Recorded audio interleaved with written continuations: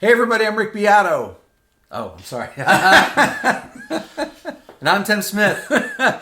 Today's Everything Music, it's What Makes This Song Great, episode 76. The band is XTC and the song is The Mayor of Simpleton. Coming up next.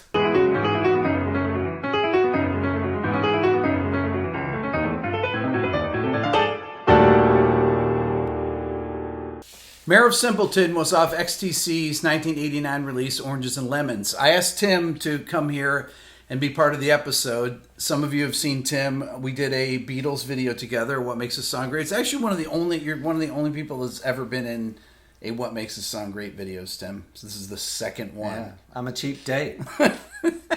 Tim was also in the band Jellyfish. Big fan of XTC. Yes, I am. Very much so. You know the guys in the band? Never met them. I've been in close proximity to them. I know lots of folks that know them, and they've been on my radar for 30 years or so. Yeah. Mayor of Simpleton was written by Andy Partridge, and Tim, tell us some trivia about the song. Well, apparently it started out as sort of a reggae vibe that Andy wrote, and when he started messing around with it a bit, turned this signature guitar line that reminded him of Don't Fear the Reaper by Blue Oyster Cult. Don't quite hear that, but I appreciate that. It also has a really intricate bass part that Tim was just playing, which we're going to talk about, but let's check out the intro of the song. Okay, so it has that really odd drum beat that happens first. It has a crash on the and of 4, and then it comes in with the droning guitar and this great bass part, Tim. Yeah.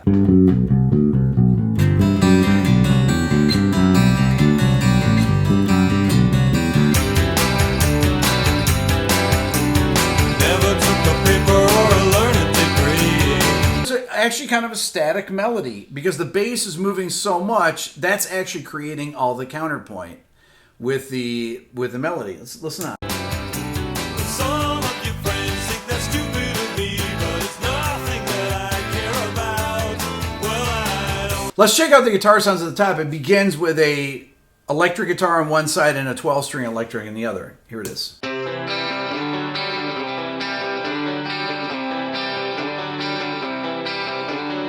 And here's the bass part that goes along with it.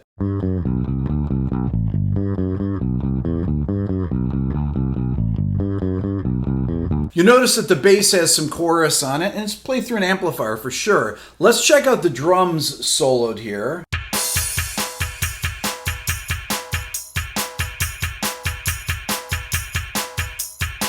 Drum programming. It's happening here. In the late 80s, it was very common to actually have drums being programmed on records. I did a Tom Petty episode where the drums were programmed, and I didn't even realize it actually until I listened to it.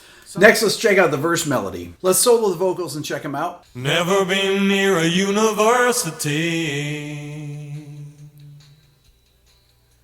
Never took a paper or a learned degree. It's interesting how the vocals are approached here from a recording perspective. You hear there's a vocal at the center, and then there's a left and right hard panned vocals. There's really 3 vocals. You have the main comp up the center, but Andy's singing is really, really great. Let's check out the pre-chorus next. Some of your friends think that's stupid of me, but it's nothing that I care about. Well, I don't know. Let's talk about a little descending bass run there, Tim. So it's going G to A, and then the descending run begins on C. And it walks down chromatically to C. So it's really going da da da da da da da da. There's nothing that I care about. Well, And then the chorus is.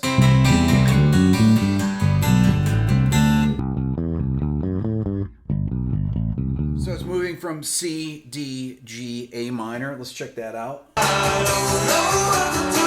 Wait till the sword and the man. Romantics, well, I won't. And then we have the stops. Maybe the mayor of Simpleton, but I know one thing, and that's So one of the interesting things about the second half, he changes that from, instead of G to A7, he's going G to E7 over G sharp, and then the guitar does the riff along on the C chord. And then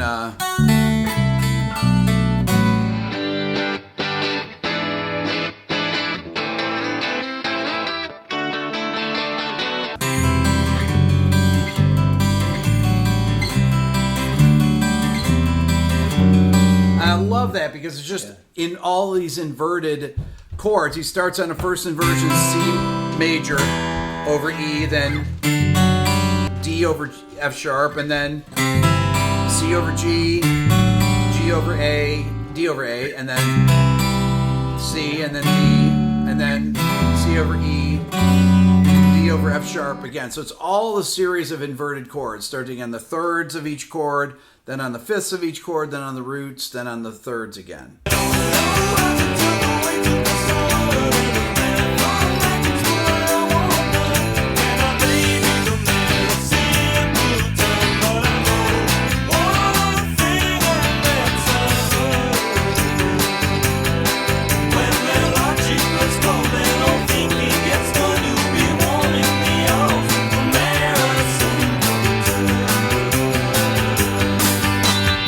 Let's talk about the chorus harmonies here. Let me play them.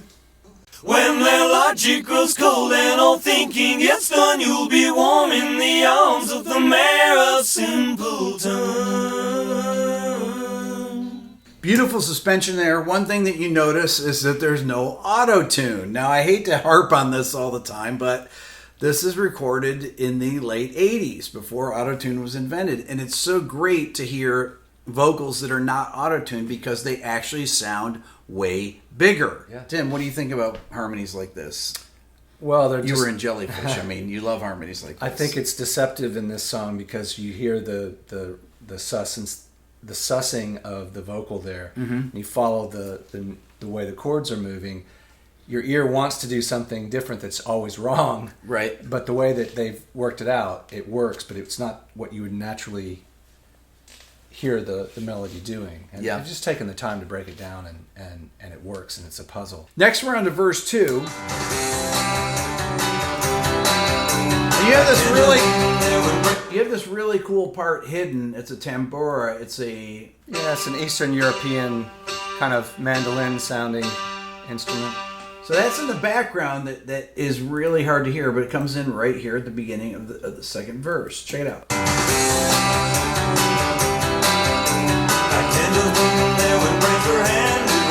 Cool. Please be upstanding for the mayor of Simpleton. So you have that answer vocal that happens there, which is great. Cover of your books.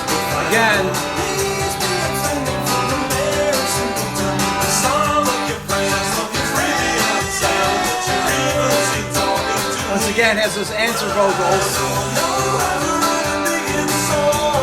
So right here is where the vocals start to get more dense. You have that extra layer of those It's descant vocals. From the second verse on, they've just started to layer a few more bits and pieces.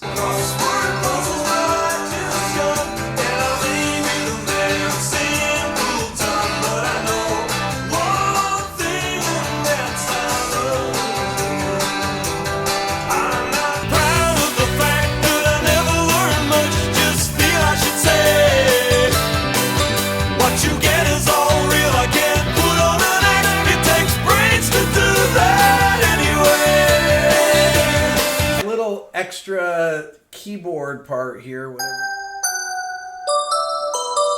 That's one of the only keyboard parts in the song.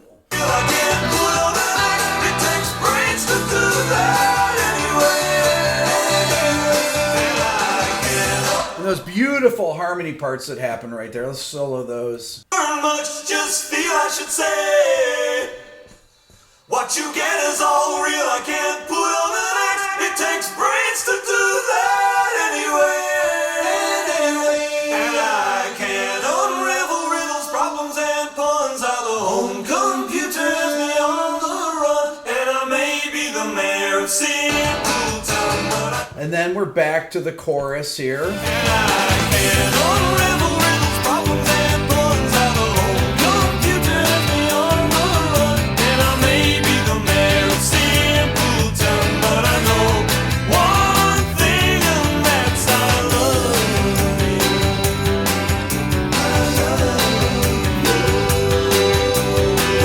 that part that you practice, Tim? This is your warm-up exercise on the bass, right? Oh, absolutely.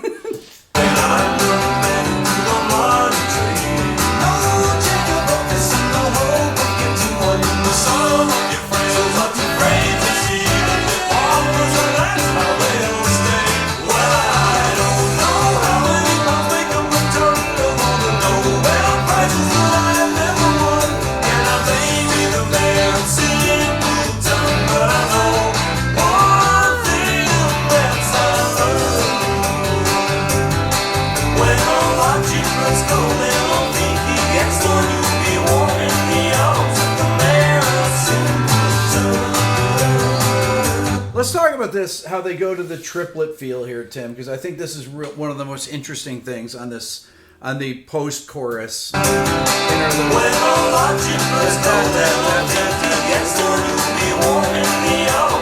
When you have that stress against the beat, it creates so much excitement, I think. And you got the tension of the bass notes changing again. So you have that rhythmic dissonance in the vocal, and you have all the walking things. Plus, there's, I mean, all the inversion that are happening on that.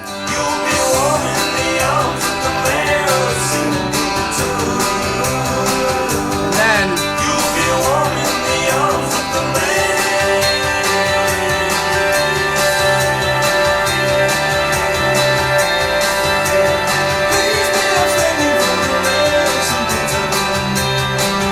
okay, so this has the coolest guitar picking part here.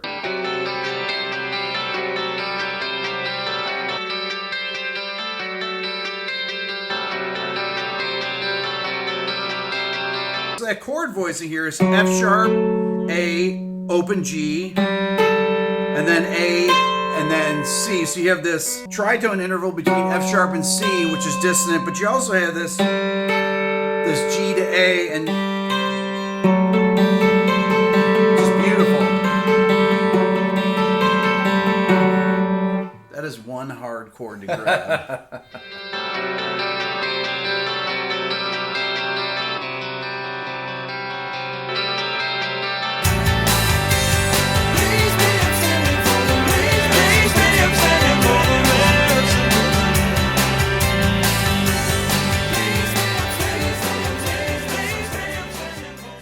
That's all for now. I'd like to thank Tim for being my guest today. Thank you, Tim. Follow Tim on Instagram at Tim.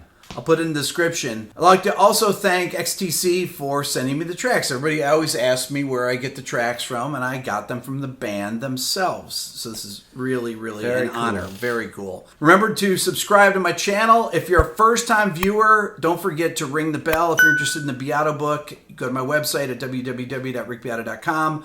Follow me on Instagram at rickbeato1, and if you want to support the channel even more, think about becoming a member of the Beato Club. Thanks for watching.